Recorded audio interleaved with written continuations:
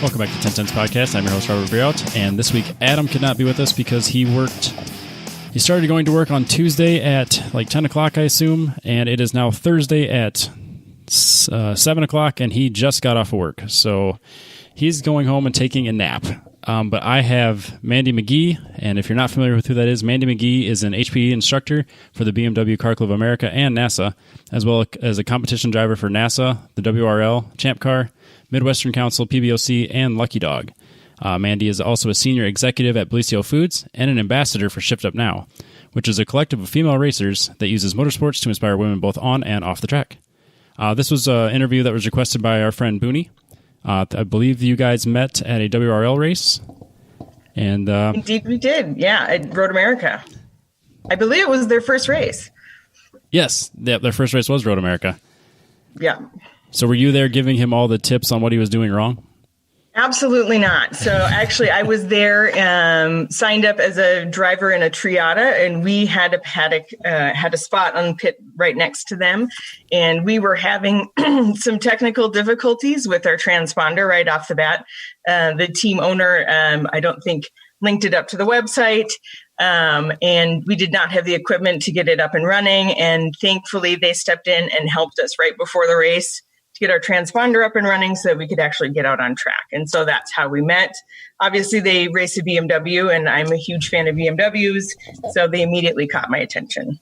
Oh, perfect. Well, it's nice that everyone coming together and doing the right thing to get everybody on track. No man or woman left behind. Exactly. And that's I think one of the best parts of the endurance series is that whether you're competing on track or not, when it comes to helping each other out, everybody jumps in and pitches in. So that's how we end up meeting a lot of people. That's good. I know they had there was one team that had the opposite effect on them, but I know he had a lot of nice things to say about you guys and most everybody else.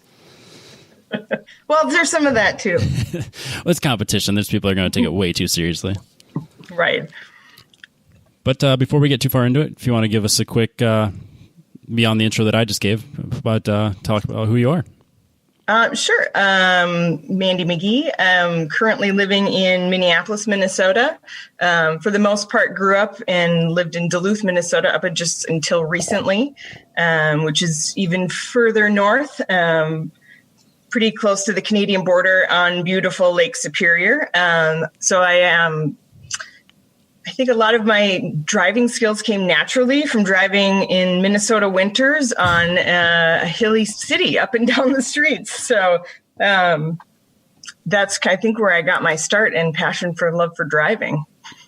Winter driving. Yeah. I've never been to Duluth in the winter. We've gone up a couple times in the summer, and I really, really like Duluth.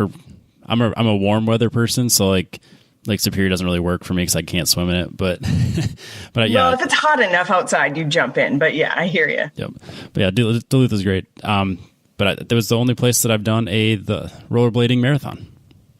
Oh, nice. Yeah, I've actually. So I work for a company called Bellisio Foods.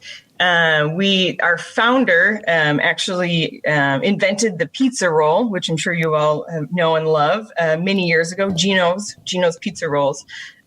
So when he sold off that company, he started a company which was then called Bellisio Foods. So we manufacture frozen food products.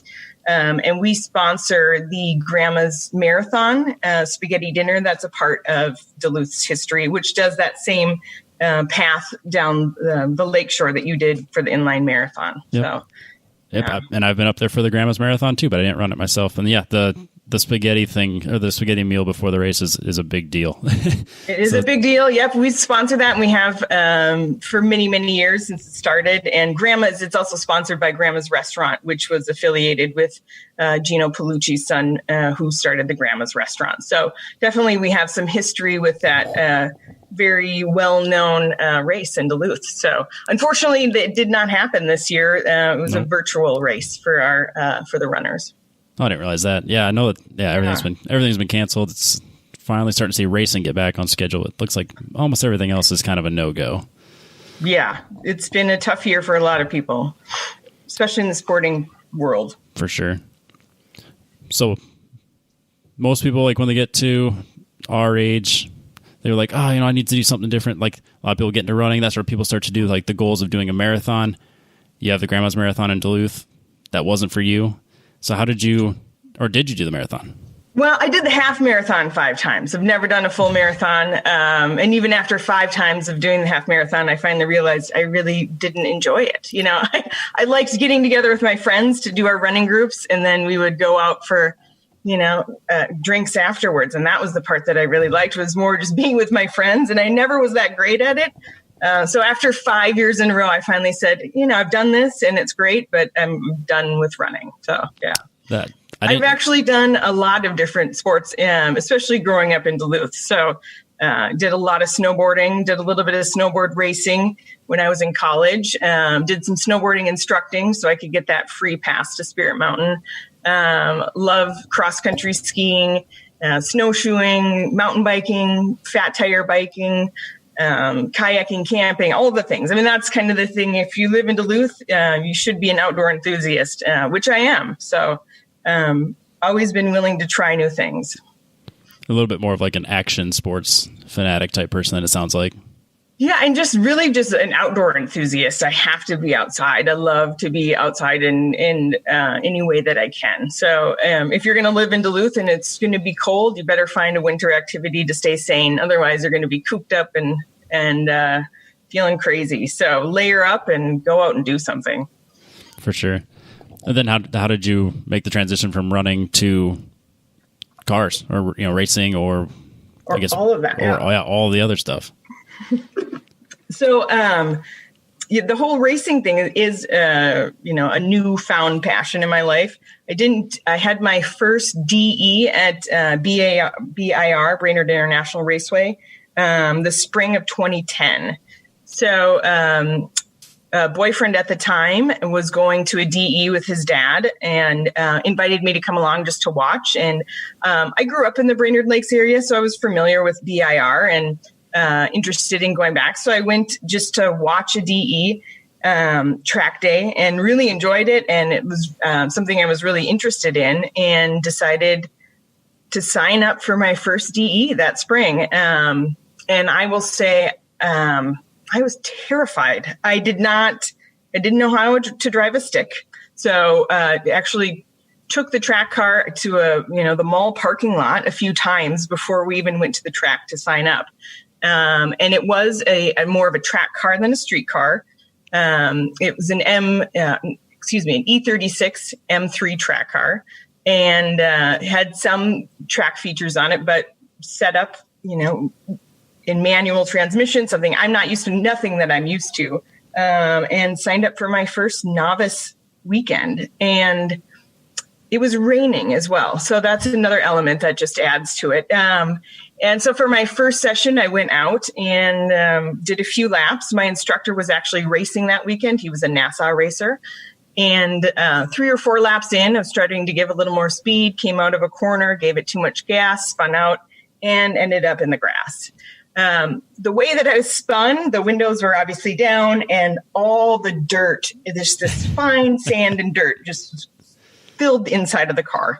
Actually filled the seat next to me where my instructor is, who's also going to be racing, and he's wearing a white race suit. Great. So he looks at me, how are you feeling? I'm like, I'm nervous, but I feel okay. He said, are you okay to continue driving? I said, yes. Of course, got black flags. So I had to come in immediately and pull over. And there's my boyfriend and his dad looking at me like, oh, you've only been out there, a few laps, you've already been black flagged. So came in, talked with the instructor. He said, well, this is a real pivotal point, being a novice and your first time out and you've gone off track. How do you feel? Do you want to go out and do it again? Or are you done? I'm like, I want to go do it again. So I immediately knew I wanted to try it again and do better. But before I could do that, I had to drive the car to the gas station and vacuum out and clean out all the dirt and sand and dust. And so it was quite the experience for my first day on track. But immediately I always just wanted to do better. And I think that's what's been my motivation all along is just improving my own skills and just getting better in the car. So that was your boyfriend's car or your car? That was not my car. That was his car. Yep, their track car. So not only is it not, I'm not used to driving it at that time. It's not even my own car. I'm not used to driving a manual. I've never been on track. So very out of my element. And with most things, I'm the only female student. And so you kind of feel like you're definitely stand out in the classroom. So I remember just being so nervous to show up there because I wanted to do well, and I didn't want to embarrass myself or embarrass anybody that's with me either. So, but I think about that moment a lot, because if I wouldn't have pushed through that fear, if I would have just said, maybe I don't want to do it, I'm just, this is just too much for me. Or if that time I spun out, if I said, no, maybe, I just don't want to do this, I wouldn't be where I am today. So I use that lesson a lot. Like, you got to push through fear to really see what's on the other side of it. And surprising yourself is a really cool feeling. So, yeah, that's awesome. And I guess I don't know you that well, but just like on the little bit that I do know about you, you seem like the type of person that, you've from my understanding, are fairly successful in business. You've been in the same company for 22 years. I believe you're a senior executive. Not quite. No, that's not quite a title. But I have been there 22 years, and I've been moving up ever since, my roles ever since day one, and very, definitely a legacy player within the company. So, yep. So, yeah. It just seemed like the type of person that, you'd get given a challenge, you're like, well, I'm going to conquer this challenge. And you see you get on track, you make a mistake, you're like, well, I'm going to do better next time. Like, I'm going to brush myself off, get back on track. I'm going to improve. So you go back out, you do the rest of your sessions. Improving throughout the day? Definitely improving throughout the day. Definitely overwhelmed. I mean, those are exhausting days. People don't realize, especially being a novice, it's a lot of classroom time. So you're in there learning, you're learning on track, learning about the car, because that's all new to you. So everything's just so new to you. And at the end of those days, you're just exhausted. Then the next day you show up, usually start on a Saturday, Sunday, you show up, and you're already so much better on Sunday, just with all the things you learned on Saturday. And by the end of the weekend, I really liked it, and I saw some improvement and wanted to continue doing it, which was great. We, from there, just started signing up for as many DEs as we could go to, that both the checkbook and the calendar would allow. Then did you continue driving his car, or did you immediately start looking for your own? Nope. So that time we just had, he had a track car, his father had a track car. So we had multiple track cars, and it was kind of a family thing, and just started going to as many DEs as we could.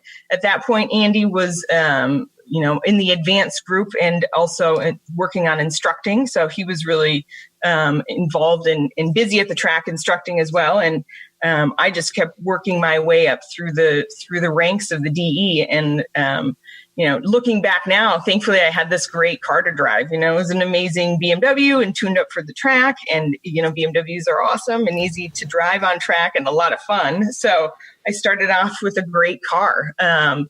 From there, I ended up buying an E46 M3 as my everyday driver, and drove that year round in Duluth, even with rear wheel drive, put the Blizzaks on and cruise around in that year round.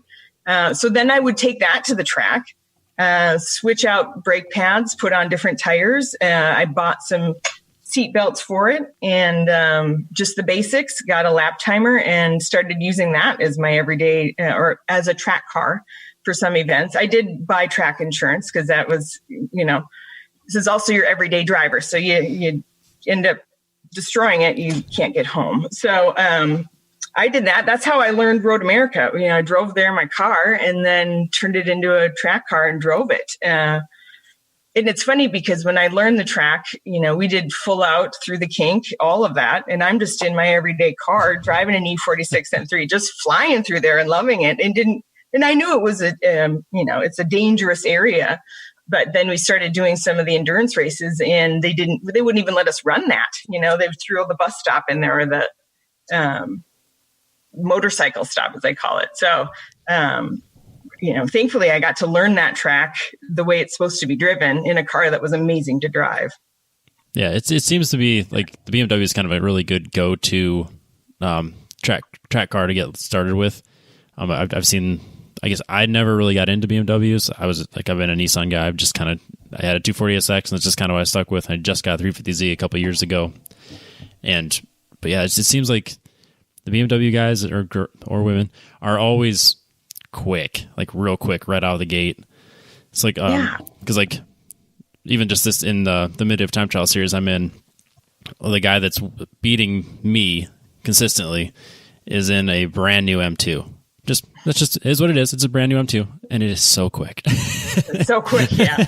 Well, and driving those E36s, they were great, and the way they were set up was wonderful, and they just have that perfect balance, front and back, left and right, and that's just what they were just easy for me to drive, and then converting that to an everyday driver with my E46, which I just love that car, and hope to get a spec E46 someday. That's on my list, but. I'm really thankful that I got to learn to drive and to race in a BMW. For sure. Yeah. Well, that's awesome that you drive to Road America. You put that, go in the dangerous race or the dangerous curves, and then just drive it home. It's fine. Drive home. Yeah. Convert your car. Well, and that's when I also started instructing. So I worked my way up through the DE ranks, which took a few years. I mean, going all the way from novice to the advanced level takes some time.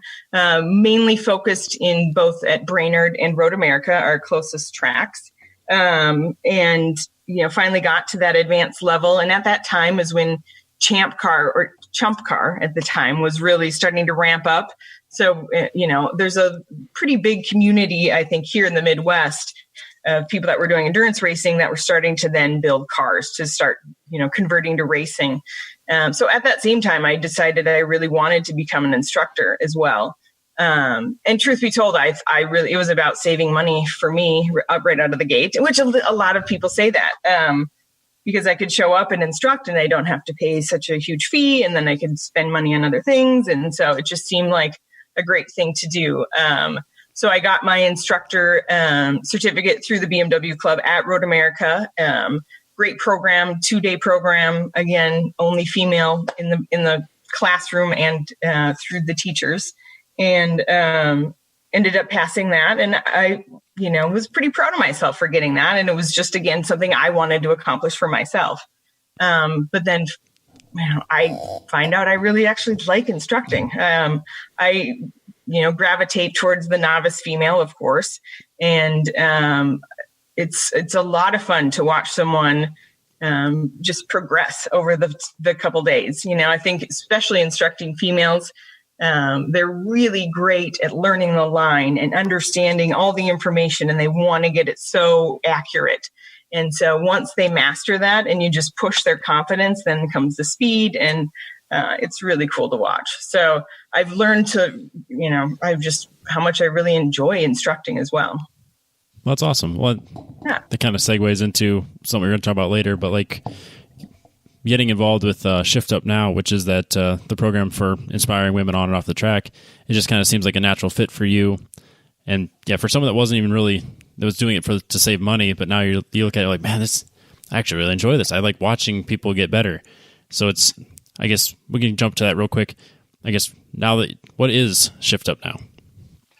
So, it is a collective of female racers, and, at the heart of it really is about promoting confidence and courage to females, both on and off the track. And really, it's just about equal opportunity for anyone in what they love and what they want to do. Started off, as a group when we were all coming together to do the Thunder Hill race, which we can talk about. And is evolving into all sorts of things. We actually now have a really cool, what we're called the Junior Ambassador Program. So we even have racers under the age of 16 that are part of Shift Up Now as a Junior Ambassador Program. We have girls all the way, they're in the UK, in Scotland, all over. Here in the U.S. as well, they're doing go-karts and little mini midget tracks and dirt tracks and all sorts of things. And we have a, private Facebook group where we provide feedback and, anything we can give them to just help motivate them and keep them racing. And it's really turned into something really cool. Do you think you've seen more women in racing in recent years? have I seen more women in racing? Well, just yeah. Say in general. In general, I do. Yeah. But I don't know if I'm also just so hyper aware of it too. So, anywhere I go, every track I go to, when I see a female racer, if I'm not already following on social media, who are they? Where did they come from? It's just something I'm so interested in. So, but I see a lot of young girls coming up in karting right now, and a lot of young girls, even in the racing community, that are really good. I think we've got a lot of talent out there. And I'm really excited to see what they're going to do with it. And just that's what Shift Up Now is about. How do we help, motivate and promote and encourage them to continue on? So, oh, that's perfect. I think a lot of women or girls that want to get into racing, they basically just need to be told this isn't just a man's sport. Like, this is anyone that likes racing cars. This is for anybody. Like, there's no reason that you can't be here. So, right. So on the flip side of that, that's where, Shift Up Now is doing both that, as much as, wanting to work with our junior ambassadors and in helping build that up. We also need to see females in the Indy 500 again. Pippa is a huge part of Shift Up Now. We even had Shift Up Now on her car at the Indy 500. I mean, how cool is that? And her finish was amazing, 16th. And, we need to get her back in the 500. We need more females in all of the pro series. So we're working on both ends, building the young up. But we also, in order to do that, you need role models. They need to see women in racing in these big series. So we're working on both ends. For sure. And I wasn't going to ask this, but I feel like it's the perfect question. I guess what are your thoughts on the W series? The women only. Mixed feelings, really. And in our, in my friend circle, in my racing friend circle, we're very divided. There's some that are loving it. And, Shay, a friend of mine, raced out with W series, had a fabulous experience. And it was wonderful for her. I see wonderful things coming out of it as far as the women there getting amazing instruction and those experiences. And the seat time is awesome for them. But also, I don't think that they need to be separated. Once you put your helmet on and you get in that car, nobody knows if you're a man or a woman. So again, mixed feelings either way. When I see women on a racetrack competing and having a great time, I'm always a fan. So. For sure. When it first came out, we talked about it at length on an episode like 100 episodes ago, and I think we were basically in the same boat. It's like, yes, it's great to put more women in front of people and get more names out there to the general public, but we also kind of felt the same way. I was like, it kind of feels like we're segregating, and that feels like a step backwards. So it's just right.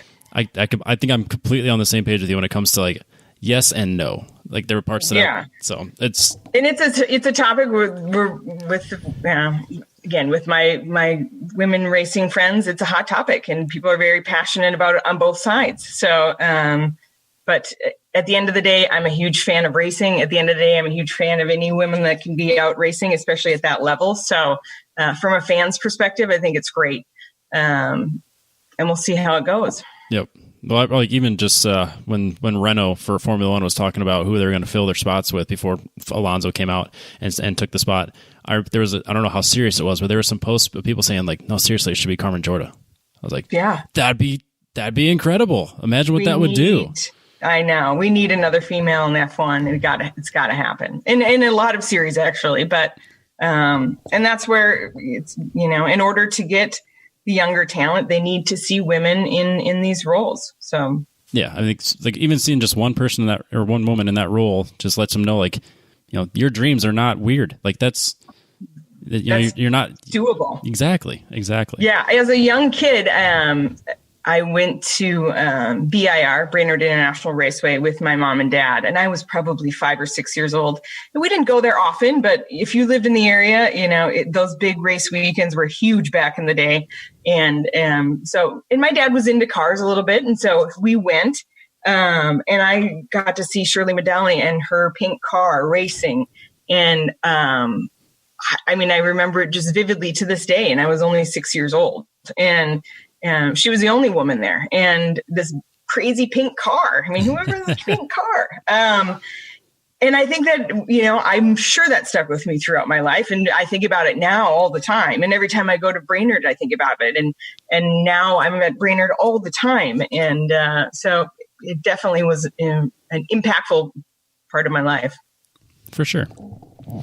So you get your instructor license or your certificate, or I guess whatever you want to call that. And you've been and you're instructing for a while. And then do you get to the point where you're like, okay, now it's time to compete? Or I guess what was your thought process on how to the next step? So that was kind of a dual pathing. That was actually, I think, the same year. That's around 2013. So we were converting then that we were building a chump car. Chump changed from chump to champ. So we know what you mean. Yeah. So we decided to build a race car. So that was that same year I became an instructor and we started racing with chump car. First event was at Brainerd International Raceway, and I believe 60 or 70 cars. It was a large event. It was myself, Andy, and his mother raced with us, Barb Klatsky also. She raced with us, which was unheard of at the time. So we had a 2-female team, and then we had other drivers that would rotate in and out. So we signed up for our first race, and for whatever reason, I went first. I remember being so terrified. Like, what am I doing? I've never even raced before. Thankfully, I knew the car and I knew the track, and I knew a lot of the other teams that were there because a lot of them were my instructors over the years that had built up their cars now to start racing. So very, friendly atmosphere, but I was terrified and had a lot of nerves. And the idea was we're going to put her in the car first because you can't sit around with these nerves all day. We're going to get you out there. You're going to drive us crazy with, how nervous you are. So I remember getting in the car and there's photos of me. I was just like, what am I doing? This is crazy. Buckling in and just going for it. And, so we had communication going, but unfortunately that stopped working during my stint, which happens a lot in endurance races if you've ever done them. So my first time racing, I'm already kind of overwhelmed. I'm out there and I realized that there's no communication.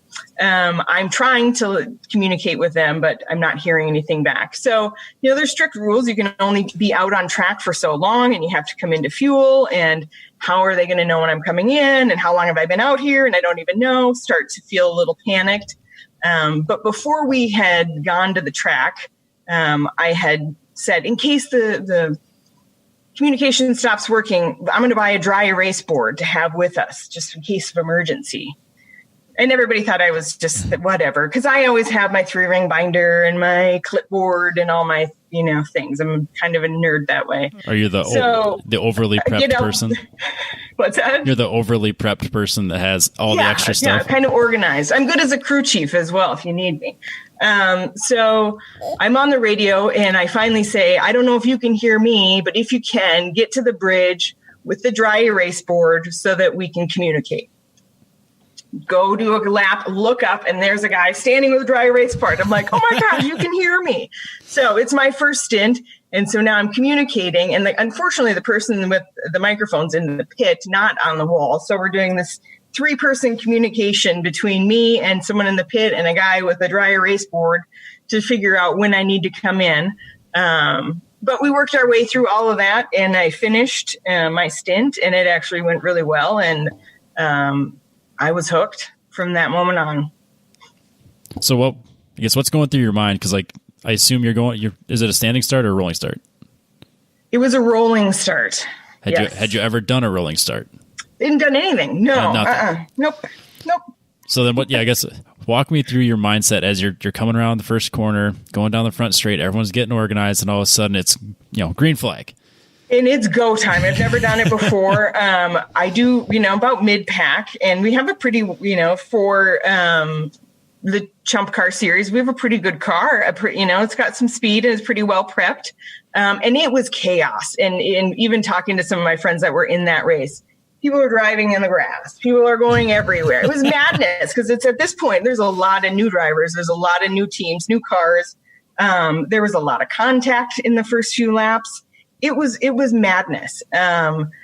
I'd never seen anything like it. My biggest thing was to just stay out of trouble. That was my biggest concern. Don't I want this car to last. I don't want something major to happen on my watch on the first stint of our first race. That was my biggest concern.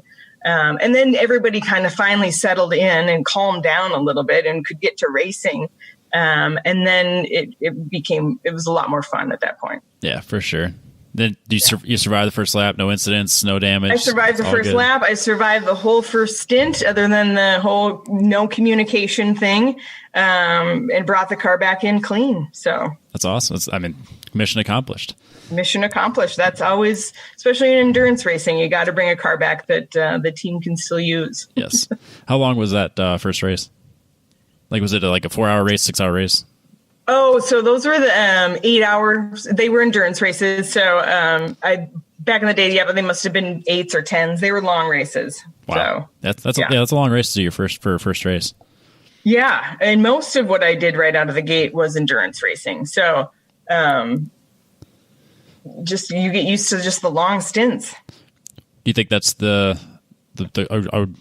really good way to get comfortable with racing is just go to endurance racing? That seems to be like what a lot of my friends have gone to. It's like they'll do time trial or like HPDE time trials, endurance racing.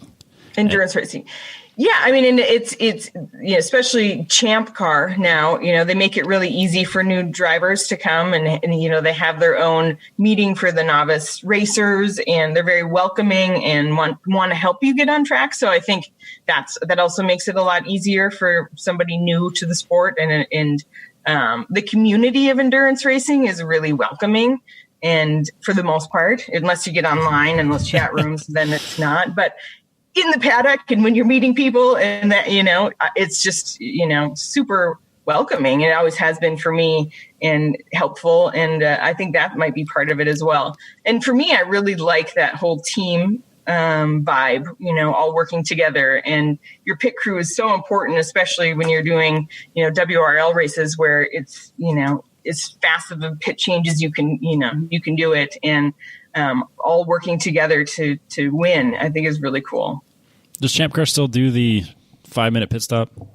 Yep, they do. And I think they'll always have that. And that's probably part of also them being so welcoming of new drivers. So, being that it's safety first and you have new people getting in and out and fuel, it makes sense. So I think for them, you just need that 5 minutes. And as a new driver, that's nice. You can get in slowly and breathe and make sure you're all your safety features are buckled in and you're ready to go. Yeah. So, the last thing you want to do. Now when I do it, I'm just sitting there going, come on, because I'm so used to going as fast as you can. And 5 minutes has never felt so long in my entire life. When you're sitting there, you're buckled, you're ready to go, and you're just waiting. Oh, just watching the clock count down. Oh, we got 3 more minutes. It's awful.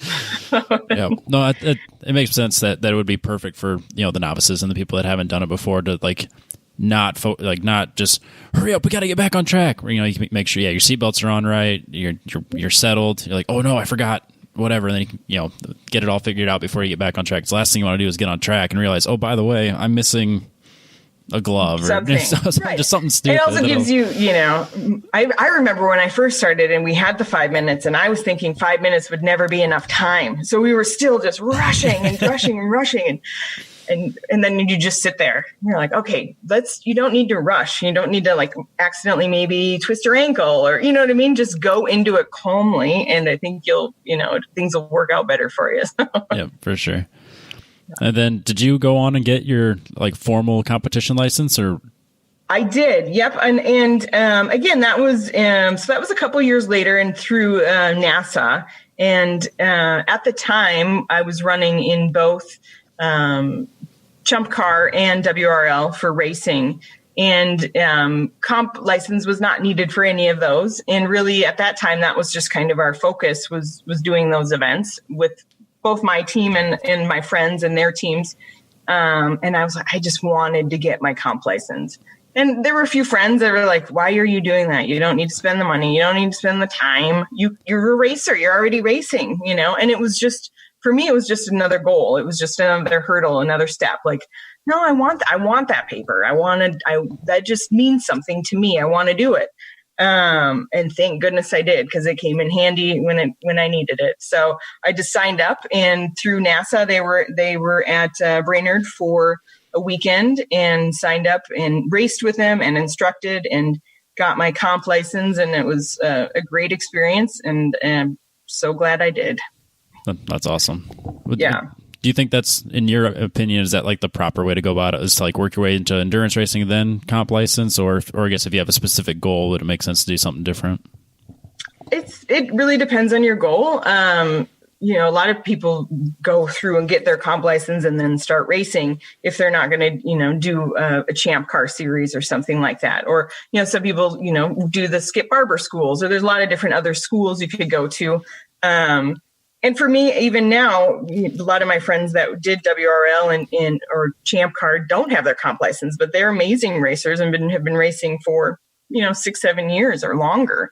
But there's certain series you can't get in and race without it. So it does help get your foot in the door when you need to, when you want to go do some other events. So no, it makes perfect sense.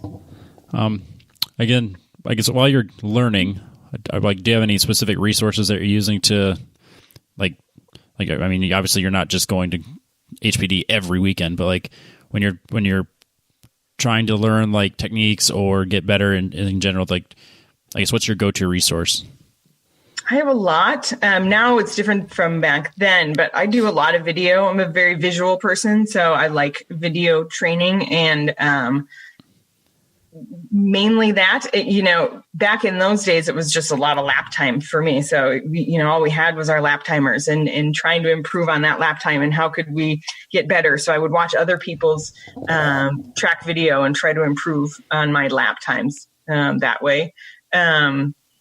But mainly video. I do some sim training now just to learn tracks, but even that, if I can't feel it, I just don't feel like I'm really learning it. So I don't do a lot of that.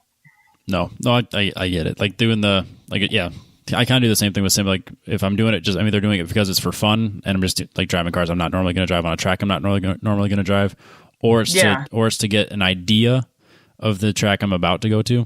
Just like this turn leads to this turn leads to that turn, just to get a rough feel for it. But yeah, I mean, like Hallett, Oklahoma is a good example. Is you don't have any clue about the bumps, so like you'll hit the brakes to go into turn one. In reality, there's a huge bump there. On the sim, right? Not at all. You don't feel it. Yep. Yeah, I did a lot of events where we had zero practice, no track time, show up and race. And Coda was one, Watkins Glen, Sebring. So all I had was watching YouTube video and sim. I didn't have a sim, so borrowing someone's or going over to someone's house and using theirs. But I'm used to that now. That's kind of my format. These series don't have practice unless you've been there before. And you got to learn on your own. So even now I'm racing next weekend at Road Atlanta. I've been there and I've been on track. I got to go for a ride with my friend, Sarah Montgomery, which is awesome. She's an amazing driver. What an experience to ride along with her on that track. But I've never raced there. And I'm racing there in a couple weeks and with a pretty amazing lineup. So I've got a lot to learn, but I watch a lot of video. And I also we'll do a lot of visualization, close my eyes and try to drive the entire track. I do that with driver changes. I sit and visualize it and what it looks like, where all the knobs are, so I can just know how quickly I can get in and out of the car. So I do a lot of studying, that's for sure. Yeah, it definitely sounds like it. And yeah, like the visualization stuff is a lot of stuff I'm kind of working on right now, because like I read the Ross Bentley books and I get his Speed Secrets stuff. So it's just one of those things to just kind of, I'm very green. So I'm trying to build the right not techniques, but the right habits right off the bat. So that's kind of where I'm heading with mine. I use some of Ross's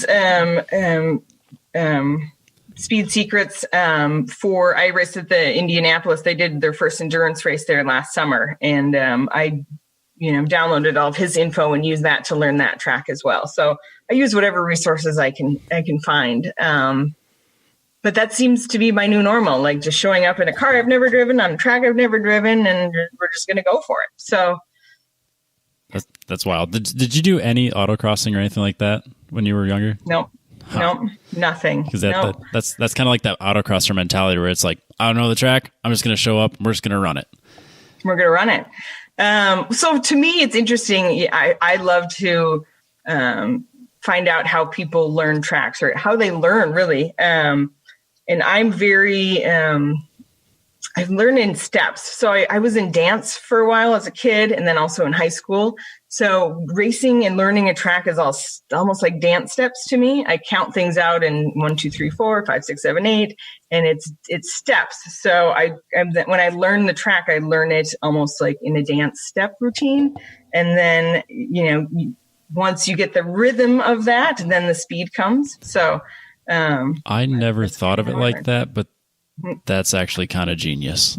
Yeah. So it's really, it's almost like you slow it down and you learn it. And it, quite honestly, now that I'm having more in-car camera, I'll find myself, talking out loud, brake, brake, brake, and I'm saying it out loud. Thankfully, you probably can't see it if with my helmet on, but I find myself talking through it as I go. And I don't even know that I'm doing it anymore, but.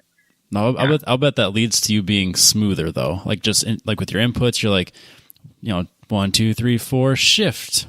Yeah, and there's only a few. If you're either braking or you're either on the gas or turning. Or, there's only a few things you're doing in different variations, but it's all steps to me. And like Brainerd, because I've just driven it so many times. It's just an easy dance and I can just go out there, but I could probably sit here and just do the steps and say them out loud of the whole track. Yep. No, I mean, and that also shows that your visual, your cues are working, that you understand what you need to be doing to improve on the track. Yeah. And sometimes I'll find myself as we do, some races, you're hitting all your marks and you find that sweet spot, you find the zone and you're just there and everything melts away. And that's usually what I'm looking for is that moment. And everything, some of those times when it all comes together, it almost feels slower, things around you almost slow down. And you look at your lap time quick. You're like, oh my gosh, that was the fastest lap I've ever had. It doesn't even feel like it because it's just so smooth. Yep. And then another, you have races and you have times when you're just not finding that sweet spot and you're just struggling. And I'll find myself going, all right, let's step it out. Let's talk through it. Do this, do this, do this. And I, go back to just the steps that and find that spot again. So. Yep. I get how a couple weekends ago too, it was the same thing. It was just like towards the end of the session, I was like, all right, I'm going to focus on hitting all the right marks. I'm going to focus on being smooth, just smooth inputs. I'm not going to be jerky with the wheel. I'm not going to, brake too hard or whatever. And it was just like, I'm going to be smooth.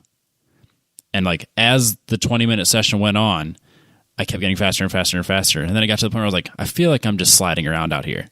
Fastest lap time. And then I went into the pits. I was like, apparently, I felt like I was slowing down because I was, what in my mind was being too smooth or too focused on the wrong things. But nope, I was constantly improving because I was focused on just doing the right things. Yep. Yeah, it's interesting. The fastest of laps don't feel like the fastest of laps because you are just so smooth and you're finding that zone. Which I think we're all trying to find. Yeah, for sure. Then yeah. I guess do any like pre-race rituals or anything like that to kind of get yourself in the zone, or is it more of a helmets on, let's go?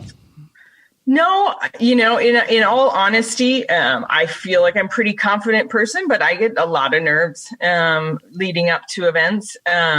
So I try to, obviously, the basics of, a lot of hydration and try to eat right and try to go to bed on time and, do your homework so you don't have anxiety. But I still have it, and I would never say that I don't. I get nervous, especially, these bigger events. And now there's a lot more, some bigger names I'm racing with, a lot more eyes on us. We've got, in-car camera. There's just this, growing energy here that can make it a little more stressful. So I definitely put my homework in even now. So leading up to this race, I'm really keeping it low key, just staying home, and everybody's staying home right now, but, I have actually a dry erase board with all the things that I'm working on leading up to the race. So organized. I like just that. Trying to put my best foot forward in all the things that you can. So, yeah. So you hinted at it. So I guess, can you tell us what do you got going on is it next weekend or the weekend after? So it's the WRL is racing at Road Atlanta. It's 17th, 18th, and 19th. And I will be joining the round 3 racing team with my fellow Shift Up Now racers who we've partnered with them throughout the season, Shift Up Now and round 3 racing. So they're bringing out a third car for this event. They've been racing 2. So now we're bringing out a third car.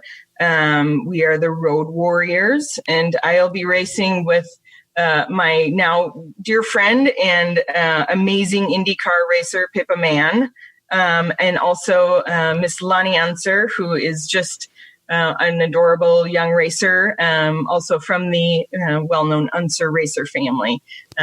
She's 21, 22, so young gal, but she can drive. So we've got an all-female lineup in our car, which is really cool. And then we have Shay Holbrook will be in a car, as well as Sarah Montgomery. So bringing in quite the group of ladies for this event. Yeah, that's an abundance of talent. That's for sure. Yeah, amazing talent. Well, and most of them are pros, and then there's me. You know, I kind of feel like one of these kids is doing their own thing. You know, I pinch myself a lot. You know, even just saying, "Oh, I'm going racing with Pippa Mann." Like, well, who ever thought I would be saying that? And you know, and even Shay and Sarah and all of the ladies we're racing with are just amazingly talented. And thankfully, they're also amazingly talented coaches. So that really helps me as well. So, we're all there to encourage and help each other, and they want me to do well. And I love good instruction and do well with good instruction. So that makes me feel a lot calmer about joining this amazing lineup. Well, it almost seems like you're following the traditional sports 10-year rule, whereas like it takes 10 years to really hone your craft.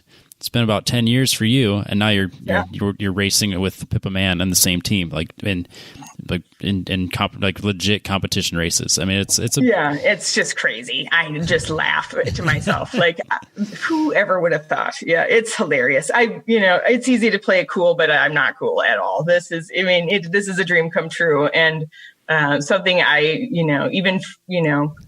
even joining some of these women for that Thunder Hill race, I thought it was just, I never in a million years would have dreamed that would have happened. And now to see, what we've done in the last few years and to see what's going to come in the future, I think is going to be really exciting. So, yeah, it's incredible. And then what car are you driving? We're driving a Boxster. So, and I've never driven a Boxster before either. So so again, new car, new track, new team, new everything. And, I couldn't be happier. Both Sarah and Lonnie have driven it and raced with it multiple times and have been on the podium. They're doing great, and they have raving reviews. So I'm pretty excited to check it out. Thankfully, I will say we do get a little practice time on Friday. That's good. They do a little qualifying and practice. We won't be on track long, but that's good. Even just a few laps for me will help. So. Yeah, I think especially Road Atlanta. I haven't driven it personally. I've done sim stuff and like watched videos and stuff, but it seems like a pretty daunting track if you haven't been there. So I think once you get the rhythm, it's fine. People always talk about the elevation change and the big drop offs, which thankfully I have a lot of training at Road America with elevation change. And showing up and doing Thunder Hill. I mean, you couldn't talk about more drop offs and elevation change. So. Also raced at Watkins Glen, love Watkins Glen, and did well there. So I figure I got this. I'll make it work. Oh yeah, you'll be fine. Yeah. I mean, then if you have that, and that's the attitude going into it too, is just like, I got this. Well, and truly, I without having these wonderful people around me that are amazingly supportive, and like I said, they're fantastic coaches. So. It's not like I'm going, solo. I've got just an amazing group with us between the Shift Up Now and all of the round 3 racing crew and drivers there, and Buzz McCall and Brad, and they put together some amazing teams. So, and we've got some amazing corporate sponsorship coming on board. Shell Gas, that's pretty cool. Awesome. We've been doing some really cool things with them. Cooper Tires. So there's some exciting things happening. I feel like we're kind of at this new pivotal point with Shift Up Now. So planting a lot of seeds for years and building things, and things are starting to kind of sprout and grow. And getting pretty excited about the future. Yeah, it's awesome. Sure. And yeah, it definitely seems like it's getting, again, I'm more aware of it now, but it might be because I'm following you and Shift Up Now, but it just seems like it's getting out there to like everybody. Like it's people are more aware of it, which is awesome.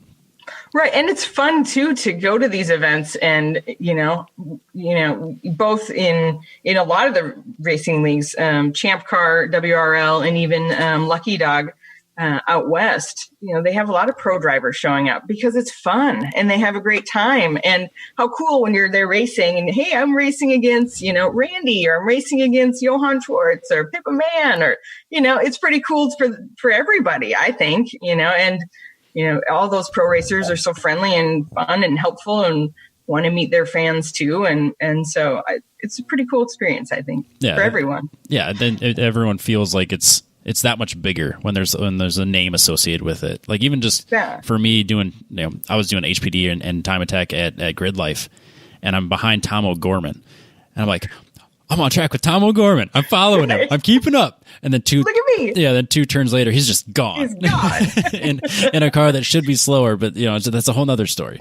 But yeah, he's just so fast. But yeah, it just kind of validated, like, all right, I'm doing something here. Yeah. I remember I met, who's now a friend of mine, Johann Schwartz. If you don't know him, amazing BMW racer, also did the drift, he's got the world record in drift. What did he do? 8 hours. Oh, yeah. Yes. So he was racing out west at Lucky Dog in an endurance race there. And that's when I first met him, and started chatting with him. And in some conversations with him, he does a lot of these endurance events. And for him as a pro driver, and said there's some of some of his most fun days on the track, because he doesn't have to worry about, there's a lot of pressure when you're pro racing in those series and in sponsorships and in making sure you're doing all the right things. And for them doing these series, they're just out having fun and getting back to what they really love about racing, just being on track and fun competition and great people and really enjoying what they do. So, yeah, it's got to be refreshing to go to a race and then not have that constant stress of everything else in the background. Right. I wouldn't be able to relate to any of that because I don't know any of it, but it just seems like it seems like that would be the case where it's like I can just enjoy what I like doing and not have to worry about all the other bullshit that goes with it. Yeah, and that's where the level I'm at, where at the age that I am, and I really enjoy racing and these club racing.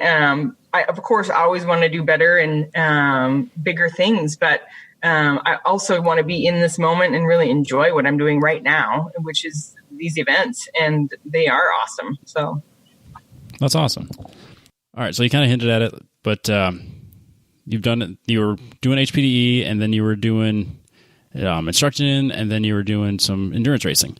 And then now, how do you get from there to the 25 hours of Thunderhill? Because that's a big race. That's a daunting race. That's a huge disparity in lap times. Because you got, let's just say like the winner would be like in a Porsche RSR or a Radical SR3, and they'll do 750 laps roughly. And then you'll have the winner of like, let's just say the E3 class would be like Miatas, and they're only doing like 630 some laps, which is that's a lot of overtaking. So, oh gosh, yeah. So how do you get to that race? So, all right, we'll back it up quite a bit. So, got my comp license, was doing some instructing, was racing with both Champ Car and WRL series with my then boyfriend, Andy, his mother. And then we had rental drivers with us. We actually built up we had 2 cars running for quite a while. So I would do crew chief. So I do my 3 ring binders and have my notepads and get everything organized. That was kind of part of my job. We did rent out cars. So worked on, so I do know a lot of behind the scenes part of kind of pulling the team together.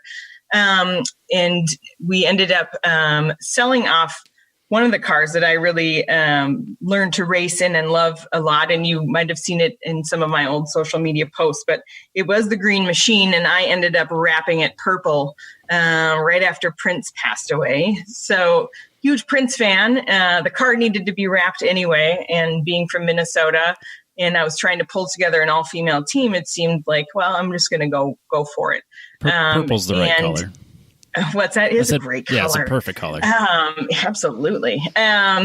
So with the help of a friend of mine who does wrapping, we ended up wrapping a car. So I learned a little bit about that process, which, that's painful. But I will say it looks so much better. So it was this rusty green machine and turned out this amazing purple 321. And so we raced that car a lot. I love that car, and ended up selling that car and really focusing then on WRL and the M3. WRL's got faster cars and run groups, and decided to really focus in and just race the M3. And it's a lot more expensive to race than just the E36. Did that for a while. I ran at Coda and Watkins Glen, Sebring, did a lot of racing, did some night racing at Sebring. There's a group down in Florida called PBOC, and they have a 6-hour endurance race at night, and with huge lineup of really fast cars. So I think that race in itself was really helpful in my what would be training for Thunder Hill. So showed up to those events and ran the night race at Sebring. And unfortunately, my relationship fell apart, ended, as something, relationships do. And at that time, and this was the beginning of 2018, I wasn't sure if I'd race again. That was my comfort zone. Those were the cars that I knew and the team that I had and the leagues that I ran in, and found myself in a situation where, truly going out on my own. Had never raced solo, had never raced without the people that I, was comfortable with, had never raced in a different car.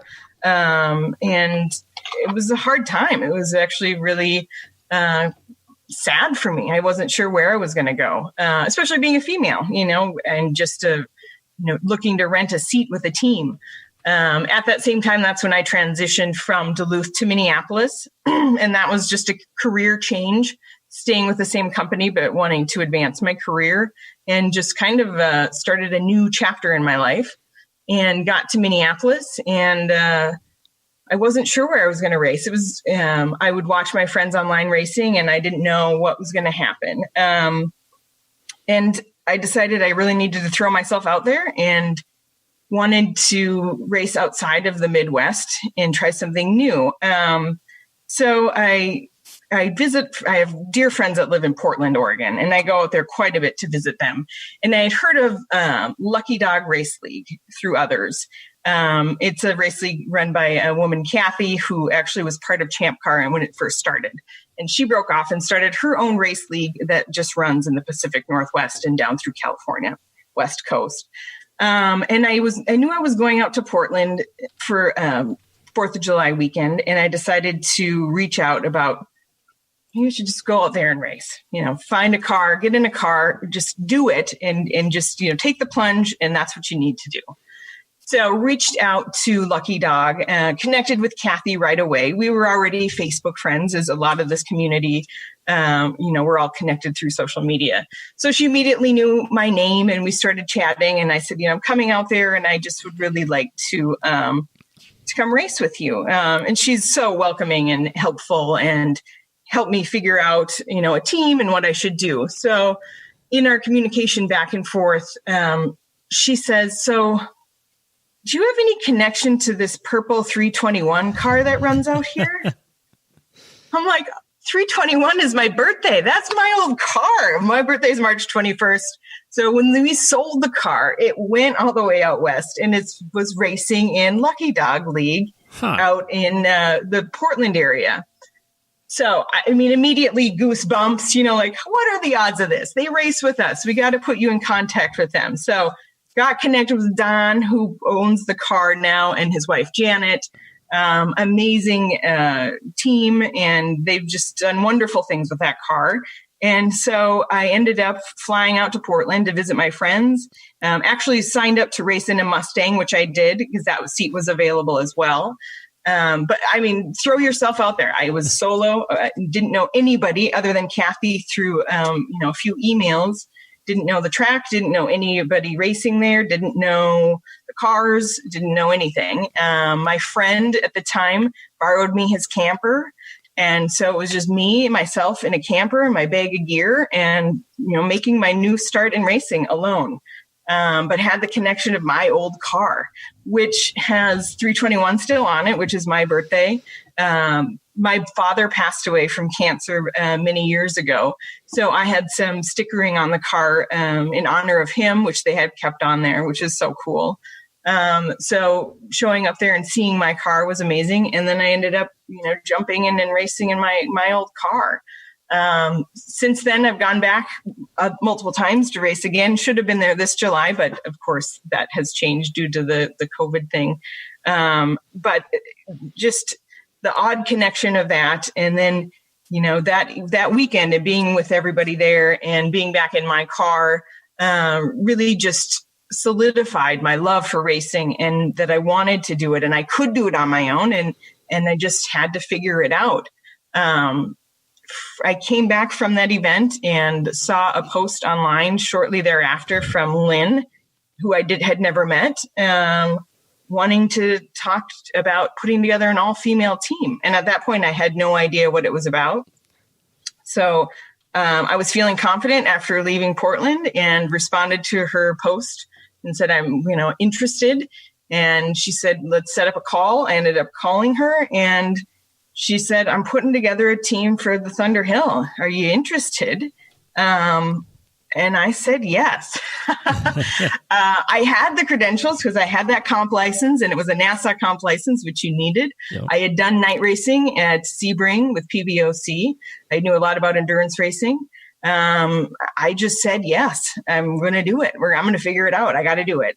And hung up the phone and probably said, what the fuck did you do? What are you, this is just crazy. She's throwing these big names around and people and things. And, I remember saying, like, who do you think you are? You're going to go do this.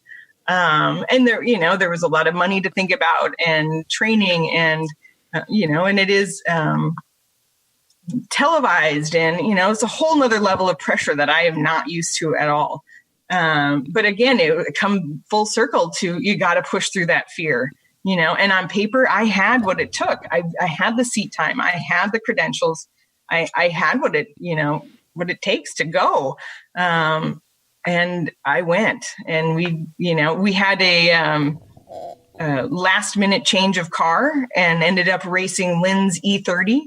I'd never even driven an E30 before. But it was a BMW. So my comfort level was there, but we were in the Thunder Hill race in an E30 and, what a wild experience. And, I did a lot of the driving at night because I had the experience to do it. So I think I drove almost 6 hours at night. I didn't even drive in the light of day ever.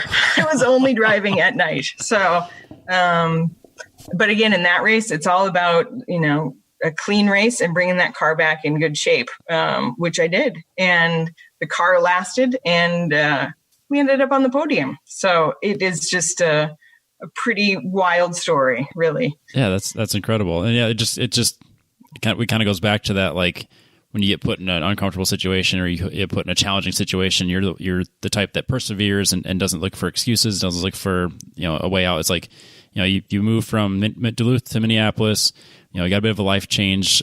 You're just kind of like, what am I going to do with my life? And then instead of just like worrying about it, you're just like, well, I'm going to go race. I'm going to go find that. It's just like, is that the defining moment of like you finding exactly what you wanted to be doing. And then now look at you getting, the invite to the 25-hour Thunder Hill. And then same thing too is like, you're racing at night's not the most comfortable situation. So it's like, well, you'll do 6 hours of it.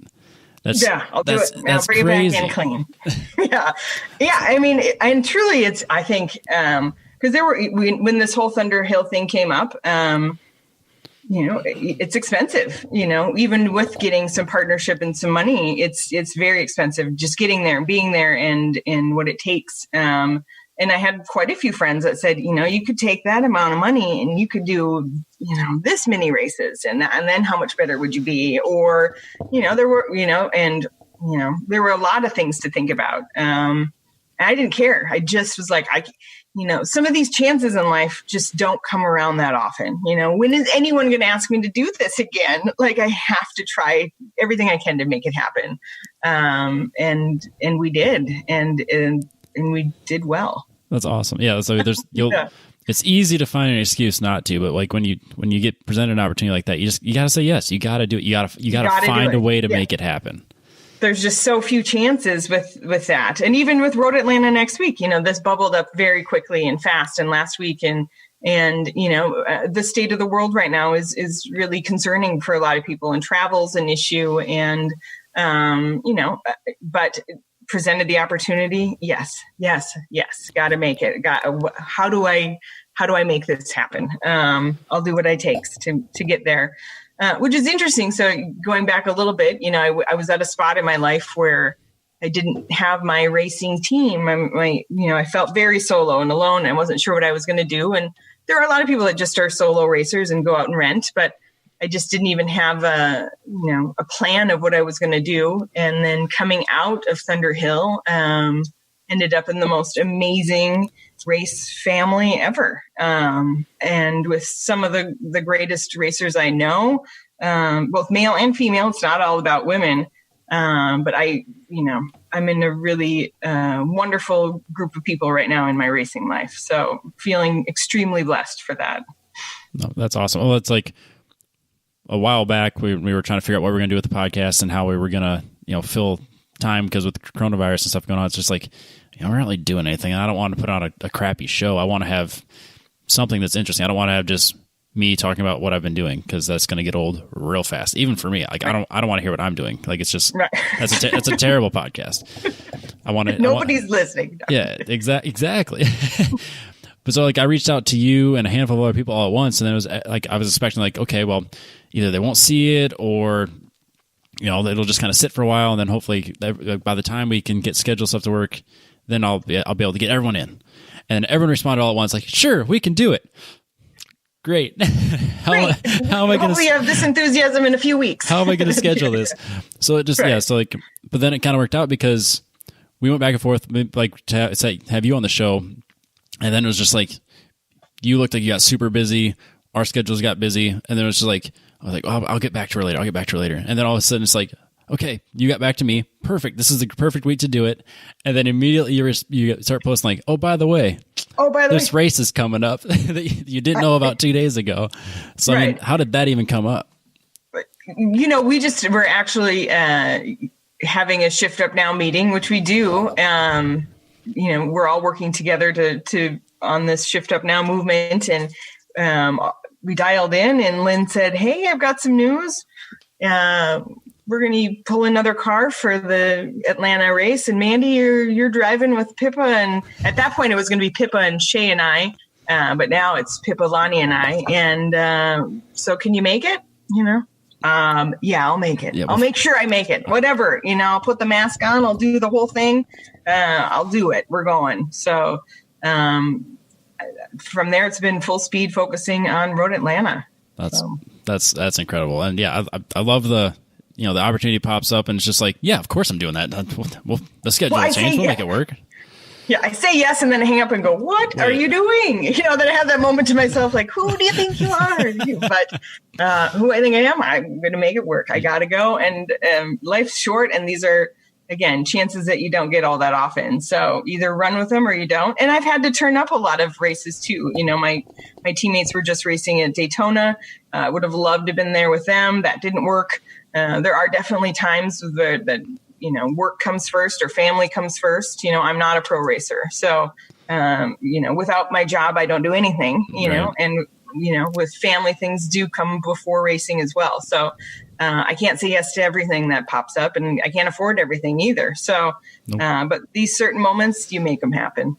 Yep. And they do come together, and it just works that way. Yeah, if it's meant to be, it'll all work out. And yeah, just like looks like this just kind of came up. It was just like, yep, we're doing it. And I wish you the best of luck, because it's an exciting thing to just be like, yeah, we're going to Atlanta in a week. Yeah. Well, and for me, it's like I'm going to have a girls' weekend because I adore all of these women, and at a racetrack and racing together. We call it Girls Race Camp. And it is hilarious and fun. And so it's, and I've been here here since March. This is my home and my office now. So I've never been home as much in my entire life. I'm used to being on the road for both racing and work and traveling. And I have been, here alone with my cat for many, many, many, many months. So I'm, of course, excited to go racing, but I'm excited to spend time with my friends face to face as well. So some much needed girl time. Yeah, no, it's yeah. No, I saw my family for the first time since Christmas over 4th of July weekend. So I mean, it's a really weird time. Like I don't travel near as much as you do, but yeah, it was just like, even though I'm just like any excuse to go somewhere besides my house.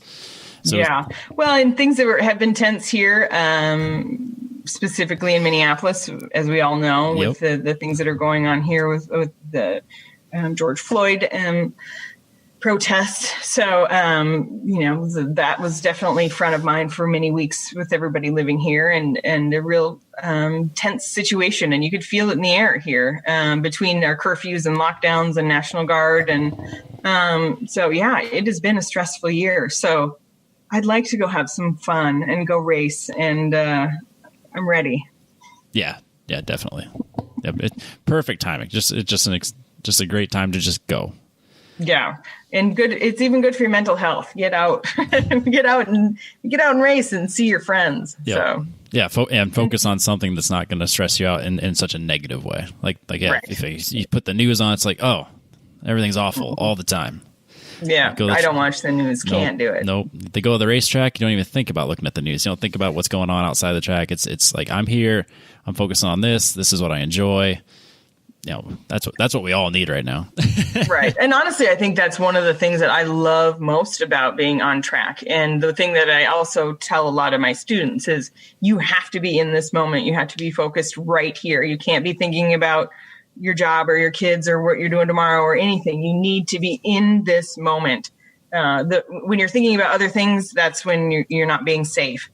And I love that I get to shut off everything else in my life, in my world, and focus on one thing and all of it in that time. And I love it. Yeah, it's a super healthy outlet. So yeah, you can just kind of, all that stress and all that anxiety, just focus on one thing. You work through it. It's mentally straining. It's a good mental workout as well as physical workout for a whole race. And by the time you're done, you're totally spent, but it's the best you felt all week. Absolutely. Absolutely. It's even better if you're on the podium. Of course, which you find yourself regularly, it seems. I've been on the podium a few times. Yeah, we've done well, but I've had a lot of heartache at the track too. I will tell you, there's been some mechanicals, tow all the way to Coda and blew a motor coming up the hill. I was driving, and that sound haunts me to this day. There's definitely some heartache out there. Yeah. But you dry your tears, literally, and you do it again.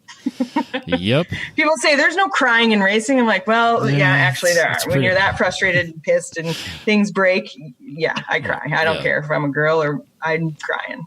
That's the tool through the wall type situation for me. It's same thing. Last year I went to Heartland Park, and first few sessions went really well. Last session of the day, spun a bearing. I was like, oh. Yes. Just leave me alone for a while, and just had to go sit by myself and just kind of comprehend everything that just happened. Like, all right, what's this going to cost? How much work is this going to be? How do I fix this? It was just kind of funny because we're at the track and I was like, well, you know what we could do? We could just drop the pan. We could replace the bearings and you could run tomorrow. Like, it's a swap. It's not going to work. You think of all the options. It's like all options. But again, it's that no man left behind, no woman left behind attitude where it's just like, and that's what I really love about our time trials group is it's a lot of friends that are racing together, and something goes wrong, everyone's like, well, how can I help? So that happens, and they're like, well, how can we get you back on track tomorrow? Like, guys, it's a spun bearing. I'm not getting back on track tomorrow. But it's just that mentality of helping everybody get back on track and beating them on the track, not with some technicality or mechanical failure. It's like, if I'm going to beat you, I want to beat you because I was driving better than you. Right. And I think that's a lot in the racing community. It's about the people. We have fun racing, but when you need, support and help, they're always there for you for the most part. Of course. the racing community is amazing. Again, you get into some of the chat rooms and some of the social media stuff. It's a little bit different, but a little more trash talk there. But when it really comes down to it and face to face, it's an amazing community. Yeah. No, I think the people that are the most vocal on the chat rooms or the group chats or like Facebook pages and junk like that, those aren't the people that are at the track helping other people. It's the quiet ones that don't comment that are actually like super helpful and be like, hey, how can I help?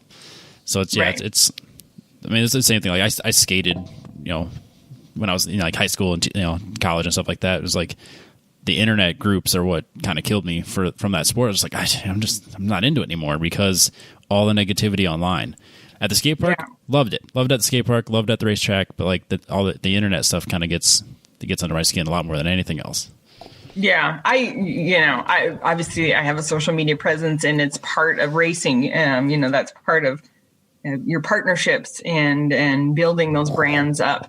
But I've tried to stay away from a lot more of the private chat groups and forums and some of those things. Sometimes I get pulled in and it's interesting, and then I find myself like, yeah, who cares? Just get out of it. Yeah, a good example is one that on one of the groups I'm in, people were just hounding this guy because he had the wrong door cards. Because he ran a different series like previously, and he wasn't able to get the right door cards, and there was like, oh, he shouldn't count because he has the wrong door cards, and like, how can you advertise with that? It's just like, we're really sitting here having a 100 comment conversation about door cards. Right. Where are your priorities right now? Like, right. Isn't this supposed to be fun? of all the things to worry about, the fact that his stickers are a little bit different. It's just, right. I didn't comment, just read them, and then just put my phone away. I was like, you know what? That's enough internet for today. That's enough interneting. Yeah, I'm happier without it on that side. Yeah. Yep. But the face-to-face community it's wonderful. It's awesome. Absolutely. Yeah. Like even last week 2 weeks ago, I was at the track and I realized I needed to do an oil change right then and there. And I didn't have a drip pan. And the only drip pan I had access to was at Walmart that someone had just used as a spittoon. And I was like, well, I'm not buying that one. I seriously watched this guy looking at, he's leaning up against the rack, looking at spark plugs, just spitting in the oil pan. The only one left.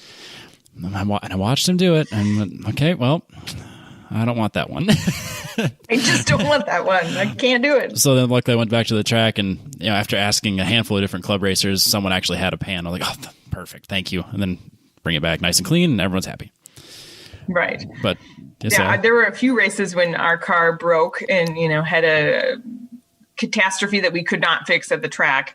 And, especially it happened at both COTA because we drove all the way from Minnesota to Texas and then your car breaks. So we had some other Minnesota teams there, local teams that needed parts. And we just, start taking them off the car. You're here. The car's just sitting there, keep a tally and we'll figure it out later. But you were just running over it. Now, your car just becomes the park car for everybody else that has a BMW. But and they're so appreciative and thankful, and they do it for you too. So so it'll come back eventually. Like if you do something for somebody else, eventually they'll be able to come back and do something for you. That do something for everybody else mentality is going to bring everyone together long term, which is what we need.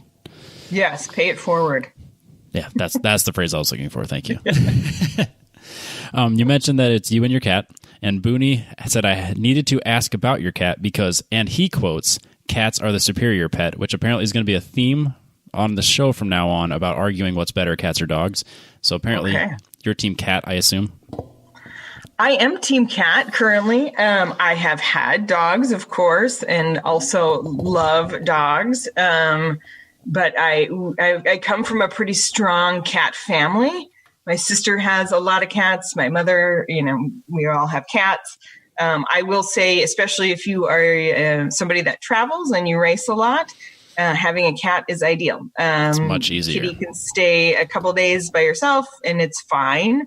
But I mean, she's one spoiled lady.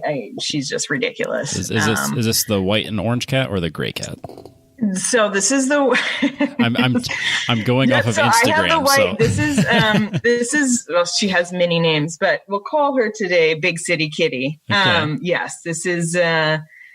the orange and white cat. So I have a beautiful gray kitty. His name is Swamp Ass Poos. My mother calls him Church because she will not call him Swamp Ass. Church after the Pet Sematary movie because the gray cat, Church. Yep. And Church Swamp Ass is currently living with my mother at her house.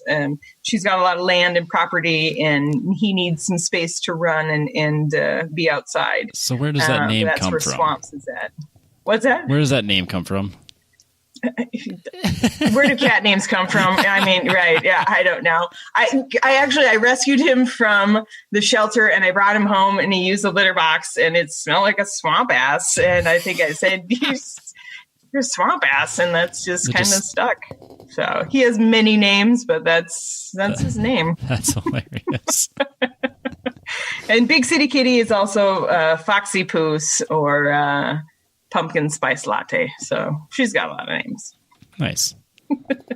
So yes, cats are very important. And especially I will say now that, from March till now being in, lockdown or just working from home, pretty appreciative to have a cat around. Yeah. I went most of my life without having pets. Like we had a cat as I got older, and then once I got my own house, townhouse, then a house, we started getting dogs, and I don't know how people live without animals. I don't. I mean, I worship all animals. I am ridiculous. Any animal, anywhere, and I gravitate towards animals. Even in Duluth, when I lived there, I'd walk. There's a beautiful lake walk all along the shores of Lake Superior.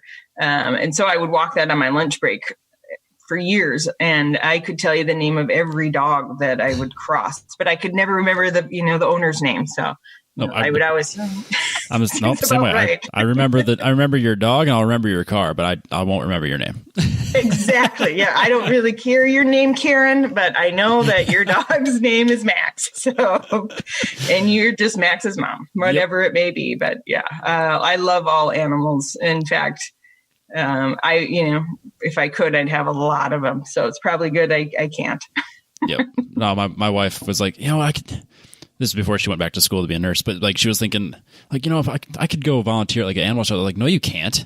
We'd have a new pet every week. You're not allowed to do that because we're softies. I can't say no. Oh gosh, no. Yeah, I would have a lot of pets, and I do. I mean, I am a strong cat person, but I do love dogs, and we'll have dogs again someday when I don't travel as much, and I could have a large yard and a place for them to run around. Yes. Yeah, absolutely. No, if I was gone all the time, there's no way I could have a dog. It's just, so much work, and a cat you can just walk away from and it's fine for a couple of days. It is, even though I leave for a couple of days and I miss her like crazy. It's just stupid. No, we get attached. I know, it's crazy. Cars and cats. That's your next podcast. There you go. That one of these days it'll be like completely no cars. It's just pets. And we're gonna sit and argue over cats versus dogs. And that'll be the whole show. And that'll be the show. Yeah. Actually, the interviews where we have people that aren't normally on the show are the shows that we actually talk about cars. It's the other episodes where it's just me and Adam or like our friends.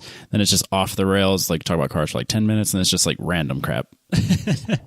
Perfect. But people start with cars and you don't know where you'll go. Yeah, people keep coming back, so it works out. Yeah, that's awesome. We can wrap this up. Booney, also, I needed to remind you that he owes you lunch at Road America, so don't let him forget it. I will not. He does, indeed. But where can people follow you? Like, I assume social media and stuff like that. Like, how do we get a hold of you?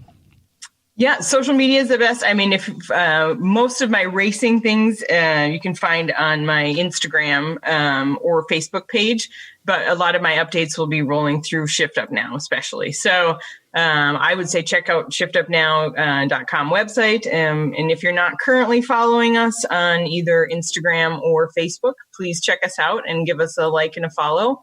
And we've got a lot of exciting things happening there. And you can find out not only about my racing, but all of our other Shift Up Now athletes. Very good.